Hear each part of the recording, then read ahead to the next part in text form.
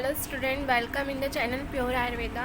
तो आज का टॉपिक है हमारा ऑनलाइन प्रतिसारणीय क्षार। तो सबसे पहले उसके निर्माण की बात करते हैं।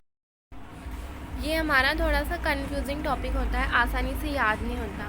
इसमें ट्रिक भी ज़्यादा वर्क नहीं करती, तो हम इसे ना स्टोरी की हेल्प से समझने का ट्राई करेंगे। इसके अंदर एक छोटी सी स्टोरी है कि एक राज्य होता है और वहाँ पे ज़्यादातर लोग बीमारी की वजह से अपने प्राण त्याग रहे होते हैं। तो आपको एक सपना आता है कि आपको गिरी पर्वत पर जाना है शरद ऋतु में, और वहाँ पर आपको एक काले फूल वाला पौधा लेकर आना है जिससे सभी प्राणियों के प्राण बच सकते हैं। आपका काम क्या है? आपको गिरी पर्वत पर जाना है शरद ऋतु में और काले फूल वाला पौधा लेकर आना है। वो काले फूल वाला जो पौधा है वो बहुत अनोखा है, यानी वो उसका नाम मोखा है। अब हमारी स्टोरी के हिसाब से इसको देखते हैं। प्रतिसारणीय क्षार बनाने हेतु शरद ऋतु में उत्तम दिन में गिरि शिखर की प्रशस्त भूमि में उत्पन्न प्रशस्त रस गुणी वीर विपाक युक्त मध्यम आयु वाले कृष्ण पुष्प के मुश्क यानी मोखे को मंत्र आदि से अभिमंत्रित कर। अब हमारा स्टोरी से यहाँ तक रिलेट कर रहा है। हम गिरि पर्वत पर गए शरद ऋतु में उत्तम दिन में, हमने काला फूल वाला यानी कृष्ण पुष्प वाले मोखे को इकट्ठा किया। ठीक है, अब स्टोरी कंप्लीट हो गई, हमको ये याद हो गया। अब हम इसको ऐसे याद रखेंगे कि शरद ऋतु ही क्यों। तो इसके लिए एक कॉमन सेंस है कि जो प्रतिसारणीय क्षार है उसका उपयोग हम किन रोगों में नहीं करते। तो इसका आंसर है पित्तज व्याधि वाले में। मैंने जैसे रक्त पित्त हो गया, ज्वर हो गया, इन डिजीज़ में हम मेनली दुर्बल, वृद्ध और भ्रम, मद, मूर्छा, इनमें हम मेनली प्रतिसारणीय क्षार का उपयोग नहीं करते। यानी कि जो हमारा प्रतिसारणीय क्षार है वो तीक्ष्ण गुण से युक्त है, उसमें गर्मी है, तो उसका गर्म गुण जो है वो उष्ण से और तीक्ष्ण से रिलेटेड है, तो वो प्रशस्त होना चाहिए। और वो प्रशस्त कब होता है? शरद ऋतु में, यानी पित्त गुण प्रशस्त होता है शरद ऋतु में। हम जानते हैं कि पित्त का प्रकोपक काल होता है शरद। जैसे कि हम किसी को विरेचन प्रेफर करते हैं कोई पेशेंट को, तो हम बोलते हैं शरद में आपका बेस्ट रहेगा विरेचन। तो उसी तरह से इसको शरद ऋतु हम ऐसे याद रख सकते हैं कि क्षार अगर प्रतिसारणीय है तो उसमें बेस्ट उसका गुण कब आएगा? शरद ऋतु में। अब ठीक है, हमने है ना प्रतिसारणीय क्षार बनाने हेतु शरद ऋतु में उत्तम दिन में गिरि शिखर की प्रशस्त भूमि में अच्छा रसगुणी वीरपाक वाला पौधा इकट्ठा कर लिया।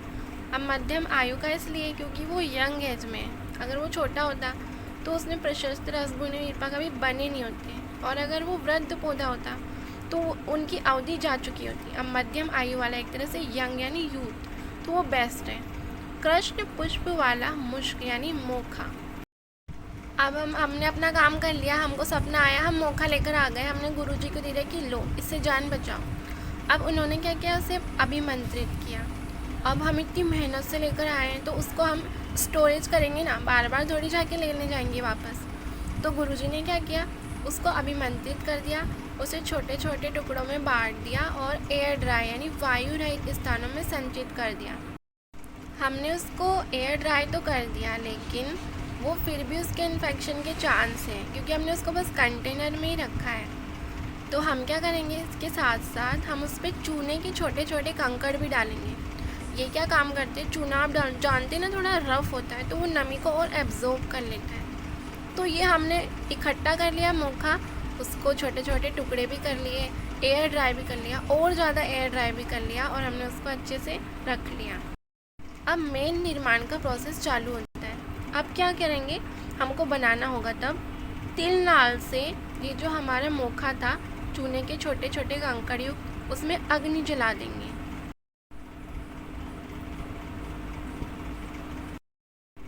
अब अग्नि जला दी तो अग्नि स्वांग शीतल, यानी जब अग्नि जल जाएगी और अपने आप ठंडी हो जाएगी तो ऑब्वियसली उसमें मोखे की भस्म बनेगी।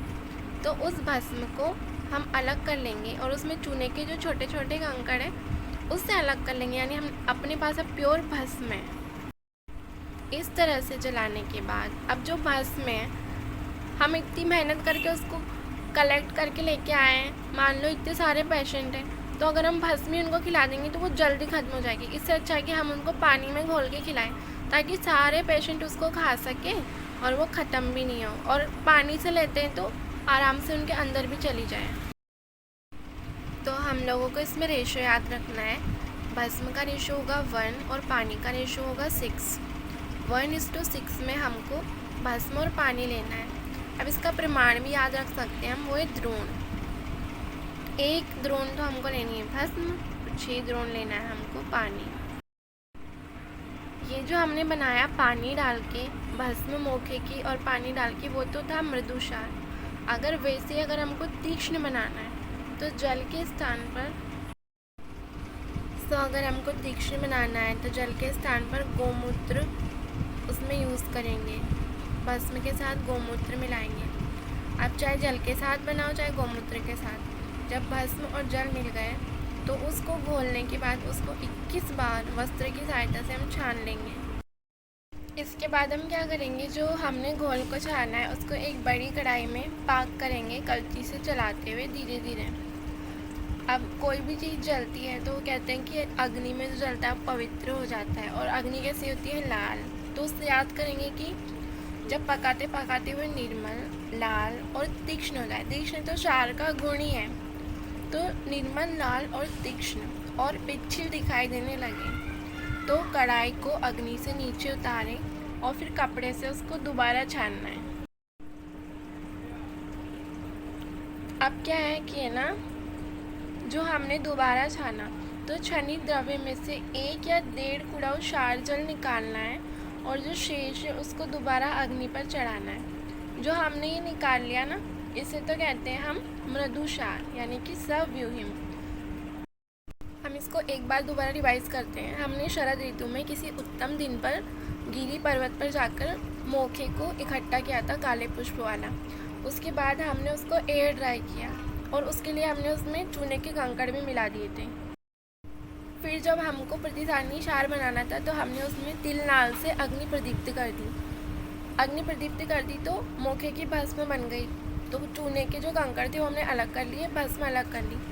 अब हमने 1:6 का रेशो लेना है, यानी जो हमने मोखे की भस्म बनाई वो तो होगी 1 और जो जल होगा वो होगा 6 के रेशो में, और ये प्रमाण होगा द्रोण, यानी 1 द्रोण भस्म तो 6 द्रोण जल। इसके बाद हमने इनको आलोडित यानी घोल लिया। अब ये जो हमारा घोल है इसको हमको 21 बार कपड़ छनित यानी वस्त्र की सहायता से छानना है। घोल को हमने छान लिया, उसके बाद हमको कढ़ाई के अंदर वो घोल डालना है और उसको धीरे धीरे करके पाक करना है। फिर हम देखेंगे कि जब वो घोल कढ़ाई के अंदर निर्मल, लाल, तीक्ष्ण और पिच्छिल हो जाए तो कढ़ाई को अग्नि से नीचे उतार लेंगे और फिर उस घोल को वस्त्र से पुनः छान लेंगे। अब हमने जो छाना है उसमें से 1 या फिर 1.5 कुड़ाऊ क्षार जल निकालकर शेष को दोबारा अग्नि पर चढ़ा देंगे, और जो हमने निकाला है ना उसे कहेंगे मृदु क्षार, या फिर उसका दूसरा नाम है सव्यूहिम। तो ये हमारा पूरा मृदु क्षार था। अब इसके बाद हम मध्यम क्षार बनाएंगे। तो